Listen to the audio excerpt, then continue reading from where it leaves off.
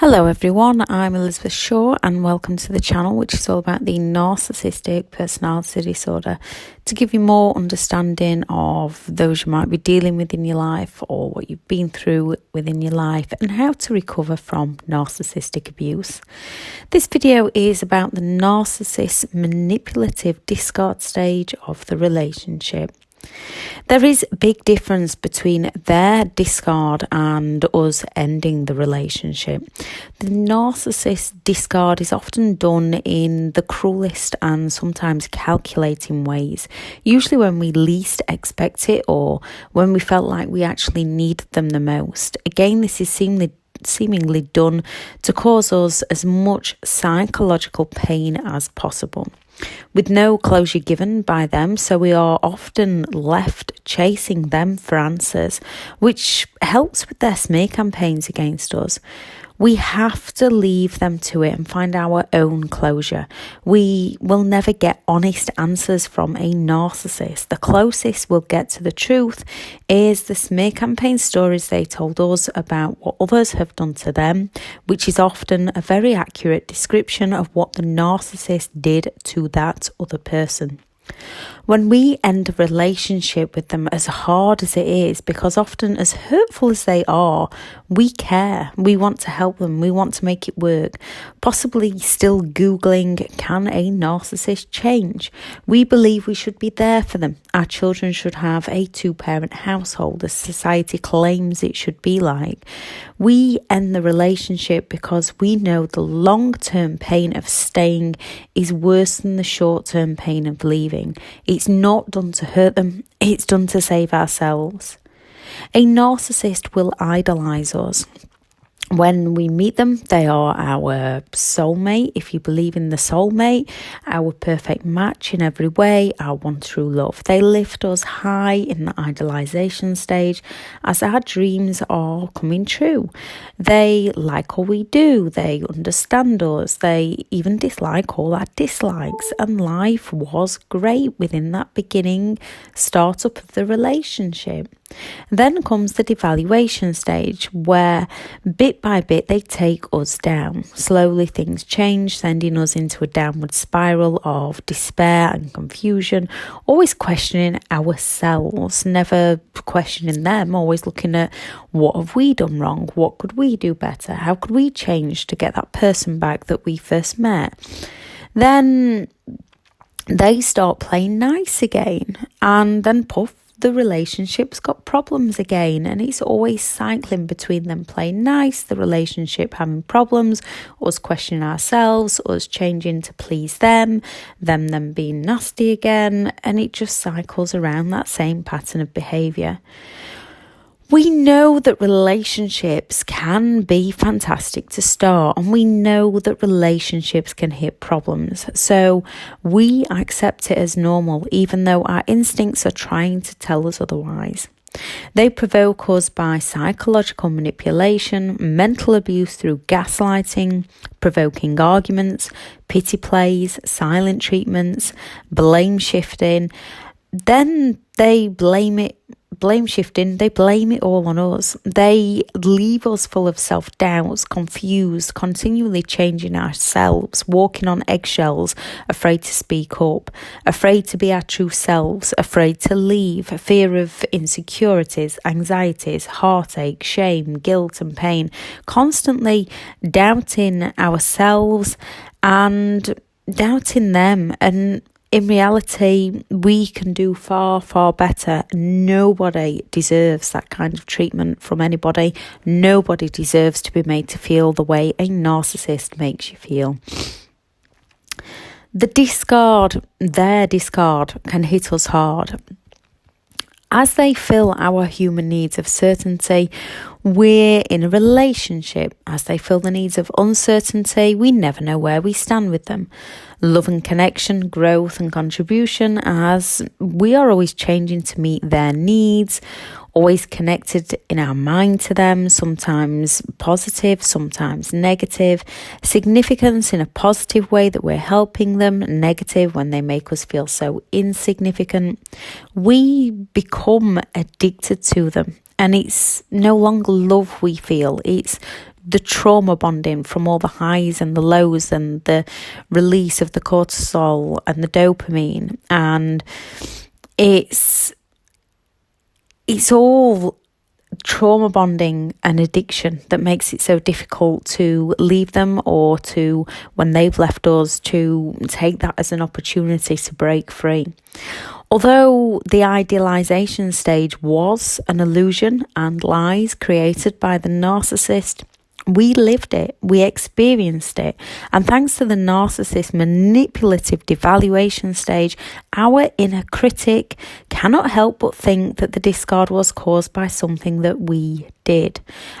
We did nothing, and if they are narcissistic or not, no one deserves abuse, mental or physical.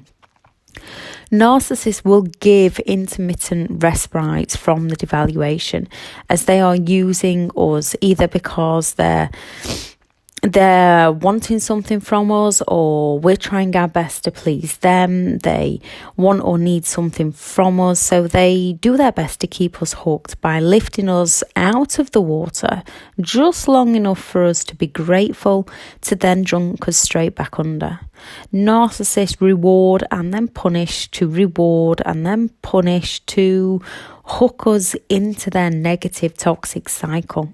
Often, why, if we let the discard happen, well, we don't let it happen, that's wrong. Often why, when the discard happens, it's only ever temporary if we let the discard be temporary. We have to make sure their discard is permanent by going no contact. The discard is another manipulative illusion by the narcissist. So we are grateful when they return. We ignore how much they've hurt us, as the narcissist will have told us, you made me do it. In one way or another, they will have twisted that blame onto us. And if we allow them to return, they will only take us down again and discard us again, until we finally wake and make the hard decision to say no more, they're toxic, work on recovery, and go no contact. They discard us like we meant nothing to them, and it hurts. So why do they do this? The word discard means to get rid of something that is no longer of use to us. They throw us away in the cruelest and calculated ways, often as they'll have a new supply lined up that they can use. To a narcissist, we are an appliance, and when they believe we are faulty or no longer serving their needs, they discard us as we would a broken cup or a broken toaster. The discard is also done, as you may know, in hideous ways. Most often they move straight on and flaunt the new partner in front of us any way they can, giving us no closure. Any relationship breakup is painful and it's difficult and it's hard. People who are not narcissistic can act out in hurtful ways.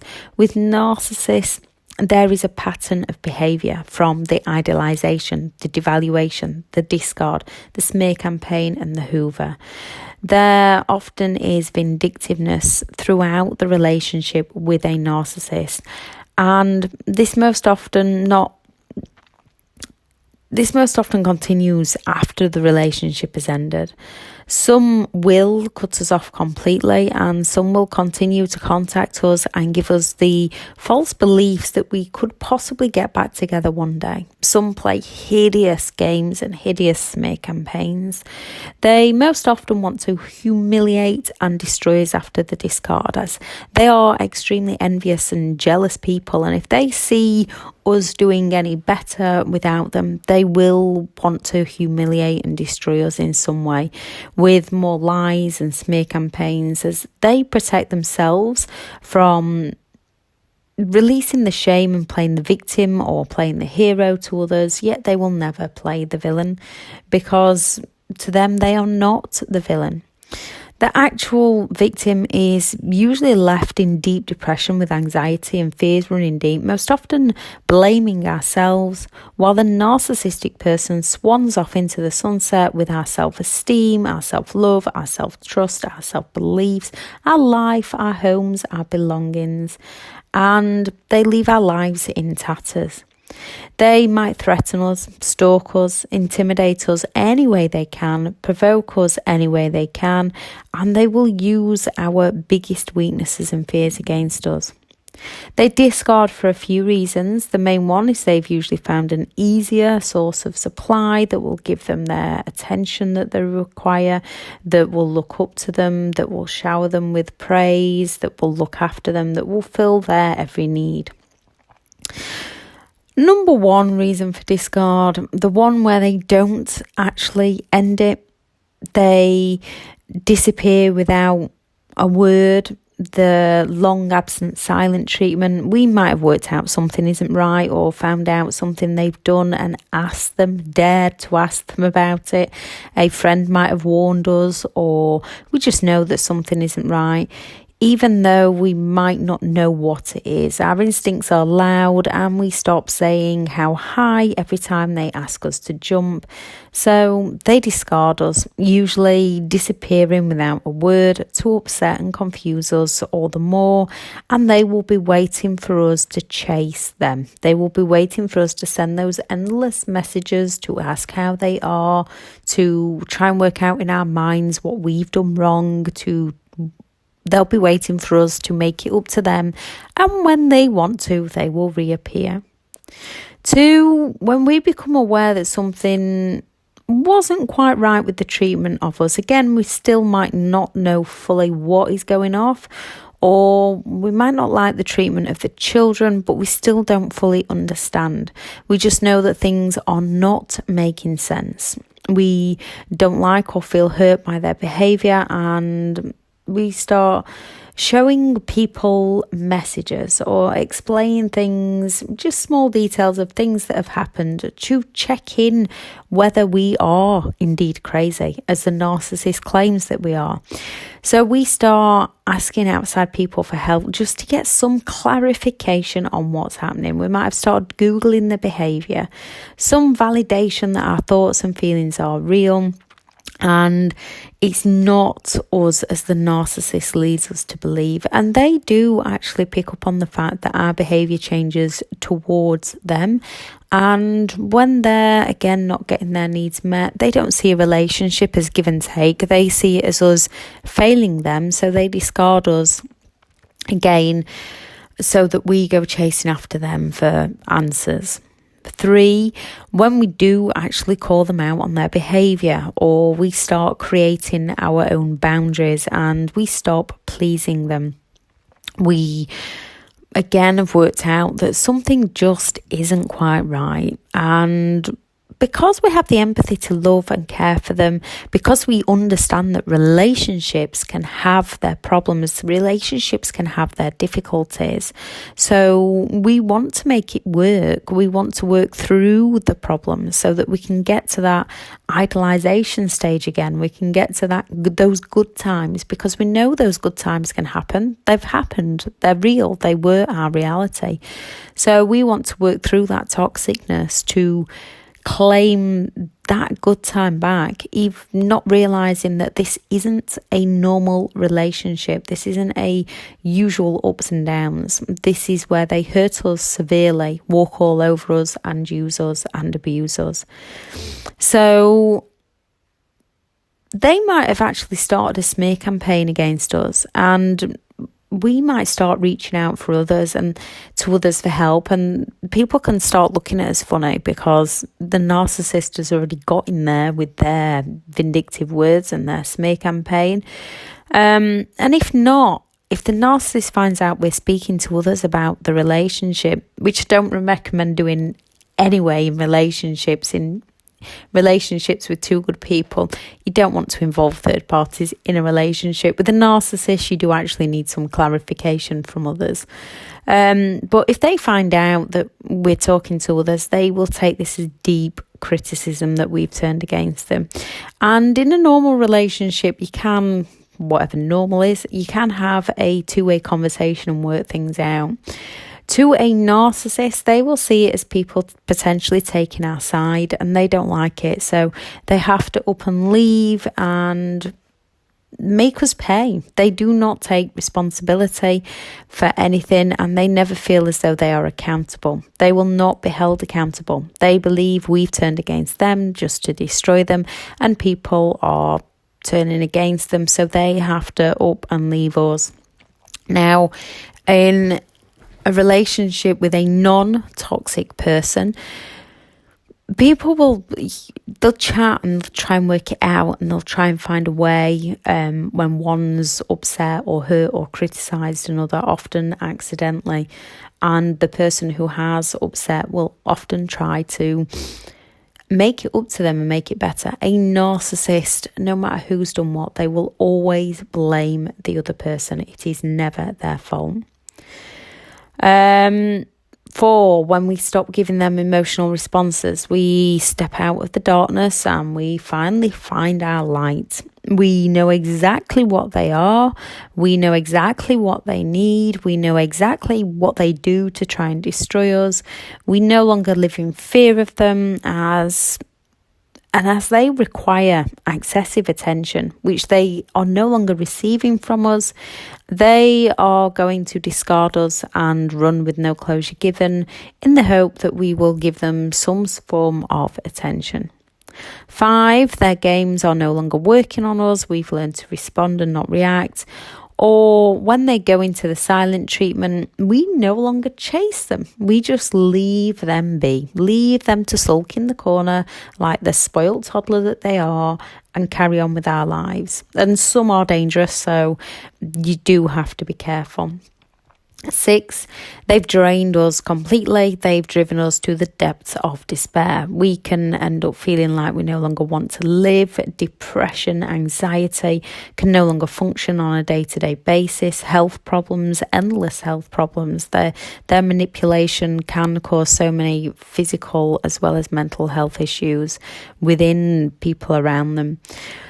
And it is caused by the manipulation and the abuse that we've been suffering out from the hands of a narcissist. So many people suffer from mental breakdowns due to the abuse they received at the hands of a narcissist. When this happens, the narcissist will not help us. We are no longer meeting any of their needs. They are no longer the centre of attention. They are no longer getting any reactions from us. We are now the one in extreme need of help and support, and they simply do not want to do it.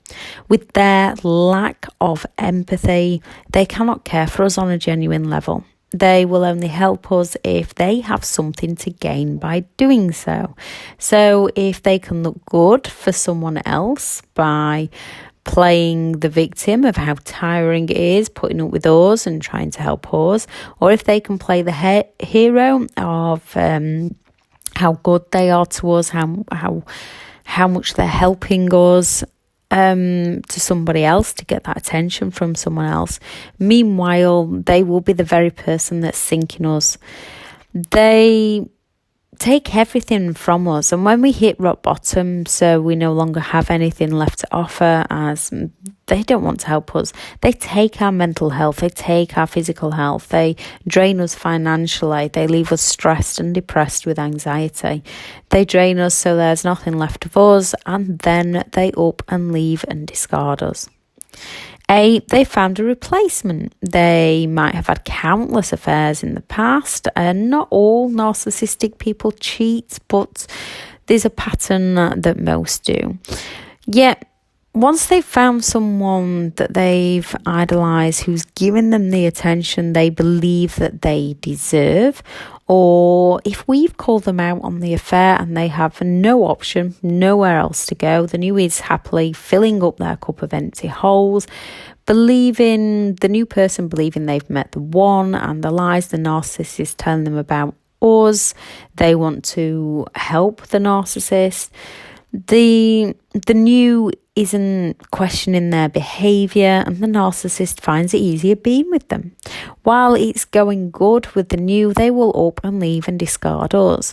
We do have to be careful though, because when the relationship goes the same way as it did with us, and it will one day, the narcissist has a disorder.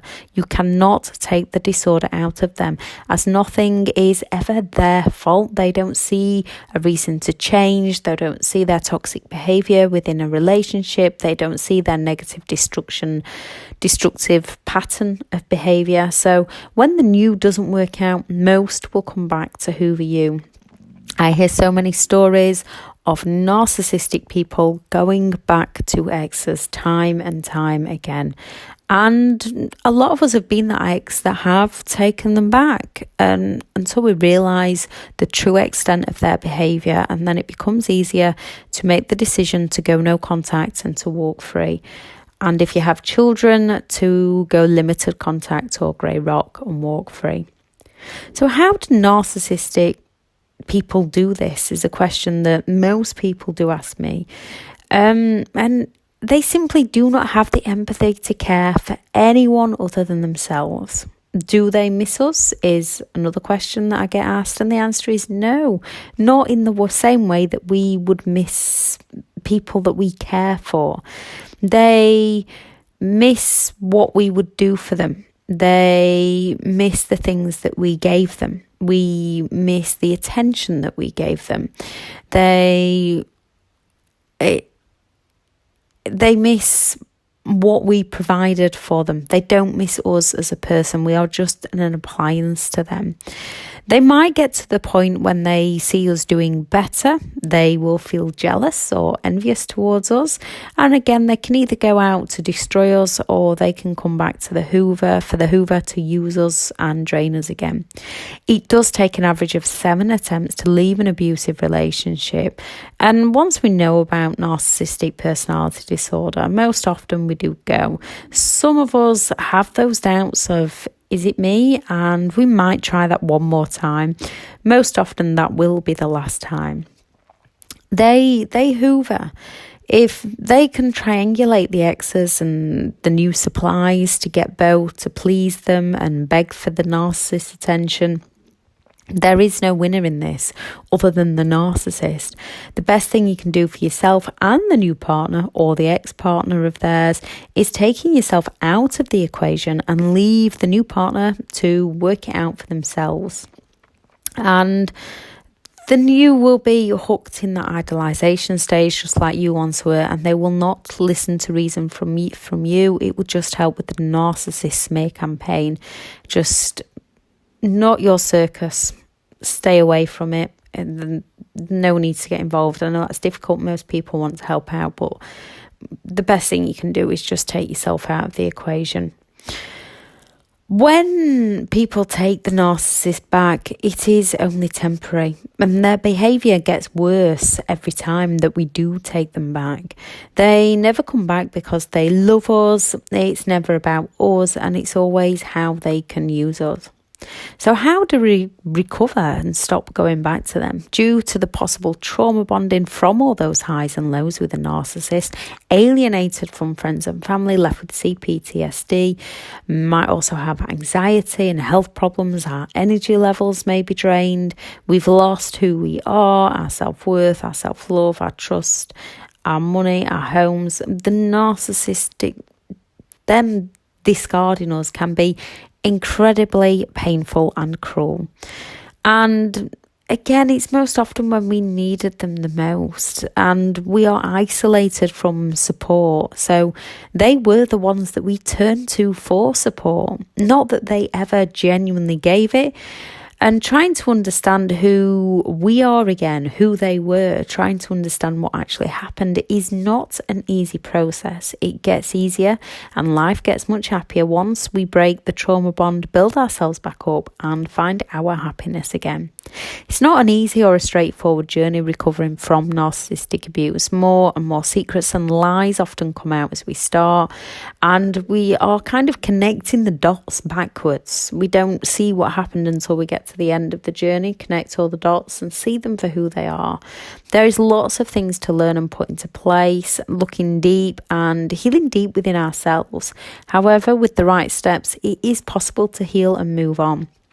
Tony Robbins' 6 human needs and how to use these to help with recovery. The need for certainty, to feel safe and secure, ways to refill it positively.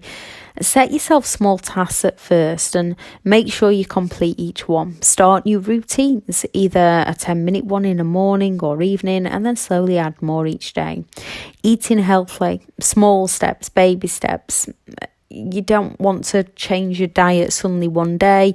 It's best to do it small and gradual. Exercise, meditation, yoga. Set small achievable goals to start. It'll help give you the self-belief and the confidence and the drive that you can keep going. Start online courses, college or uni. Read books that fill you with knowledge. Have a backup plan for different outcomes. Set a time for yourself, if that's getting up early or however you can give yourself some time in each day to relax. Join support groups, try reaching out to old friends and family, especially those that tried to warn you, because you might not have seen it at the time, but they were trying to help you because they cared about you. The need for uncertainty, to feel different, to feel challenged, to feel changed, to feel surprises. And you have to take this easy, because at the start when they discard you, you might be feeling that need a little bit too heavily to begin with. So finding ways to feel it positively. Read new books, learn something new, take a risk on something that could turn out positive, travelling somewhere new, smiling at others, stepping out of your comfort zone, walking a little further, going to eat at a new restaurant, trying a new meal.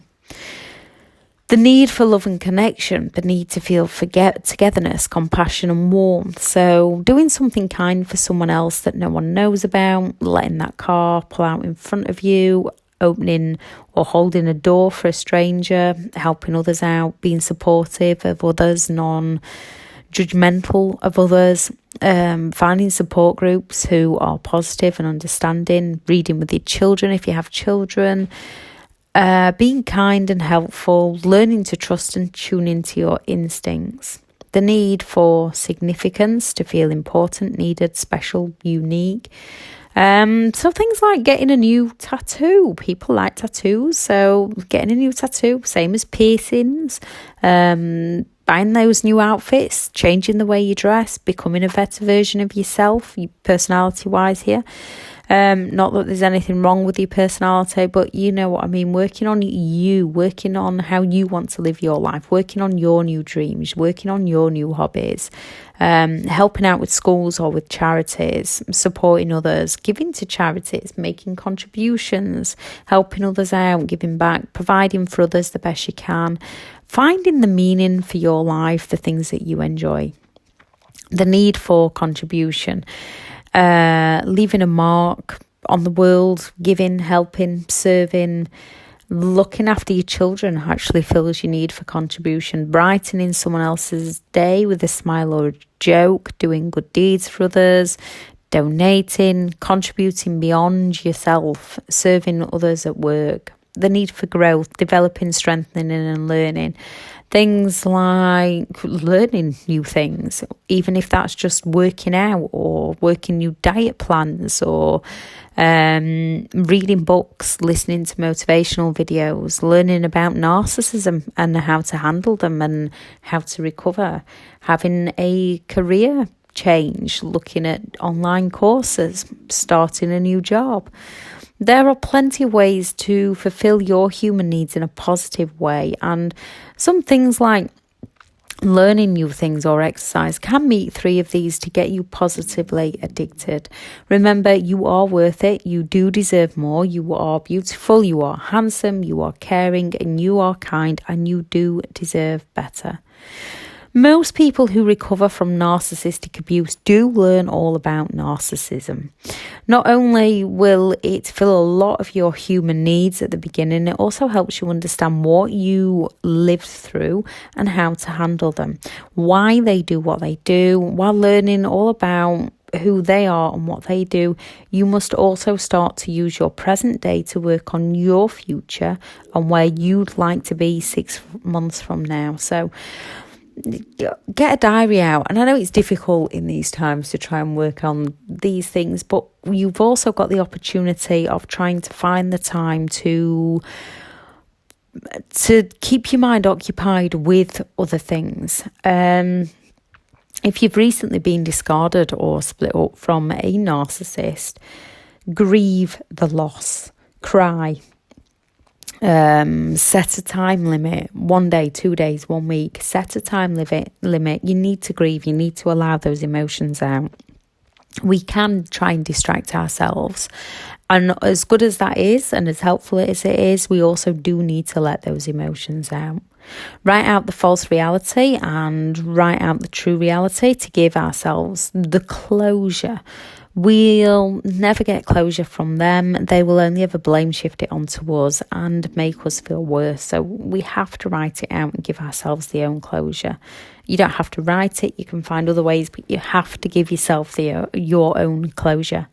Remember the negative, toxic stuff that they do.